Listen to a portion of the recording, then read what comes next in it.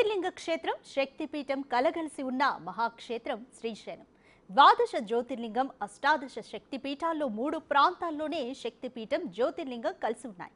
కానీ శ్రీశైల క్షేత్రంలో మాత్రమే ఒకే ప్రాంగణంలో శక్తిపీఠం, జ్యోతిర్లింగం రెండూ కలగలిసి ఉన్నాయి.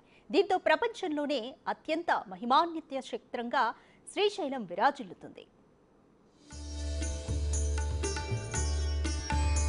అష్టాదశ శక్తిపీఠాల్లో 6వ శక్తిపీఠం శ్రీశైలంలో వెలిసిన భ్రమరాంబాదేవి దివ్యక్షేత్రం. సతీదేవి ఖండితాంగాల్లో మెడభాగం ఈ శ్రీశైల క్షేత్రం నందు పడింది. దీంతో అమ్మవారు ఈ ప్రాంతంలో శక్తిపీఠంగా వెలిసి భక్తులను కాపాడుతున్నారు. శ్రీశైల క్షేత్రం కృష్ణానది తీరంలో ఉంది. జ్యోతిర్లింగ క్షేత్రం, శక్తిపీఠం కలగలిసి ఉన్న మహాక్షేత్రం శ్రీశైలం.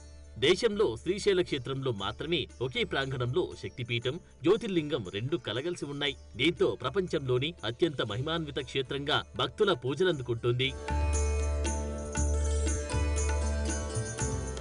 శ్రీశైలంలో భ్రమరాంబిక అవతరణ గురించి ఒక పురాణ కథ ఉంది. పూర్వం అరుణాసురుడు అనే రాక్షసుడు ఉండేవాడు. అతడు తపస్సు చేసి బ్రహ్మదేవుణ్ణి ప్రసన్నం చేసుకుని ఒక వరాన్ని పొందుతాడు. స్త్రీలు గాని పురుషులు గాని ఏ ఆయుధాలు తనను సంహరించకుండా ఉండడమే ఆ వరం. దానితో అరుణాసురుడు మానవులను, దేవతలను బాగా హింసించాడు. అప్పుడు దేవతలంతా సమస్య పరిష్కారానికి బ్రహ్మ, విష్ణు, మహేశ్వరులను ప్రార్థిస్తారు. అంబయజ్ఞం చేయమని వారికి త్రిమూర్తులు సూచిస్తారు.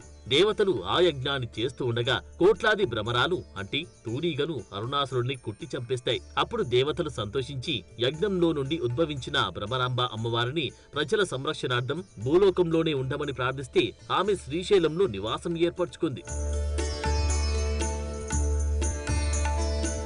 శ్రీ మల్లికార్జున స్వామి ఆలయం వెనుక ఎత్తైన ప్రదేశంలో భ్రమరాంబిక దేవాలయం ఉంది. ఈ దేవాలయం బయట కుడివైపు భాగంలో చెవిని గోడకు ఆనిస్తే భ్రమర గీతం వినిపిస్తుంది. ఈ భ్రమర గీతం భ్రమరాంబికా దేవి ఇక్కడ ఆసీనులై ఉందని తెలియజేస్తుంది.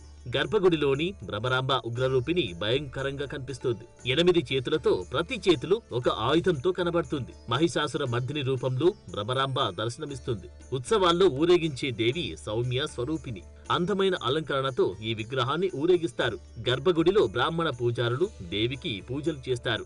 గర్భగుడి ప్రవేశం ద్వారం దగ్గరే భక్తులు శ్రీచక్రానికి, కమలపీఠానికి కుంకుమ పూజ చేస్తారు. ఇక్కడున్న కమలపీఠం మీద కూర్చొని భ్రమరాంబికా దేవి తపస్సు చేసిందట.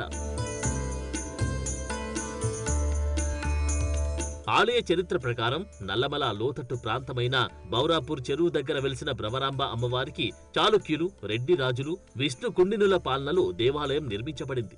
ఆదివాసీల సోదరి అయిన భ్రమరాంబికను పరమేశ్వరుడు వివాహం చేసుకోవడం వలన చెంచు గిరిజనులు ఈశ్వరుణ్ణి బావగా పిలుచుకుంటూ అత్యంత భక్తి శ్రద్ధలతో పూజిస్తుంటారు. మహాశివరాత్రి రోజున పూర్వం నుంచి చెంచులే ప్రత్యేకంగా శివపార్వతులకు కళ్యాణం చేసే పద్ధతి నేటికి కొనసాగుతుంది.